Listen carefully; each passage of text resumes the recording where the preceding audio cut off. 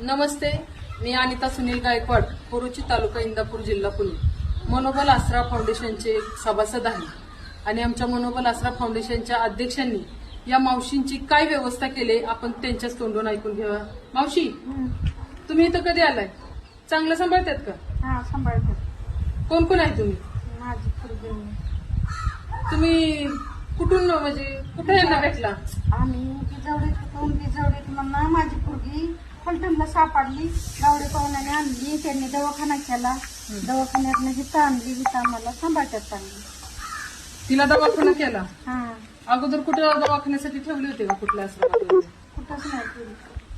अध्यक्षांनी ठेवली होती का ज्यांनी तुम्हाला आणली? मीच नेली बिजवडीनच नाही यारोड्याला.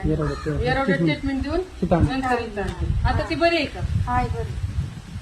तुम्हाला व्यवस्थित सांभाळतात का? हा, सांभाळते. चाली तुमच्या? थांबतच नव्हते, सारखी सडकणी पळायची. मी तिच्या मागे तीच पुढे. त्याच्यामुळे तुम्हाला काम करता येत नव्हतं? काम करता येत नव्हतं. कोणाला माग भाकरी, कोणाला माग कालवत, कपडे मागून घातले.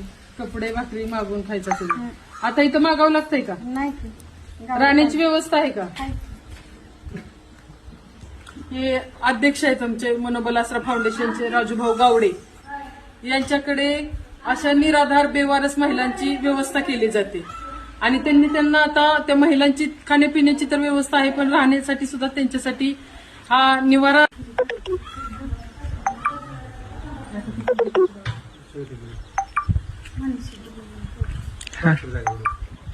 मनोबल आसरा फाउंडेशनचे अध्यक्ष राजूभाऊ गावडे गोकळी तालुका फलटण मधून आहेत आणि अशाच महिलांसाठी त्यांनी हा निवारा बांधलेला आहे. त्यांचं 50% काम पूर्ण झालेलं आहे आणि इथून पुढेही त्यांचं आजपासून हे कार्य चालू झालेलं आहे.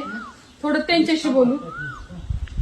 नमस्कार मित्रांनो, मी राजू गावडे पाटील, मनोबल आसरा फाउंडेशन. मित्रांनो, आजपर्यंत आपण रोडवरून 122 लोक आतापर्यंत उचलले. मित्रांनो, आणि आम्हाला एक सांगण्याचा एक आनंद होतोय की काल 1-2 वर्षापूर्वी आपण एका मूकबधिर मुलगी होती, तिला रोडवरती उचलून स्वामी समर्थ या संस्थेत दाखल केली होती मित्रांनो. आणि तिचं काल आपण लग्न लावून दिलं, तिचा एक संसार थाटून दिला म्हणलं तरी काही हरकत नाही मित्रांनो.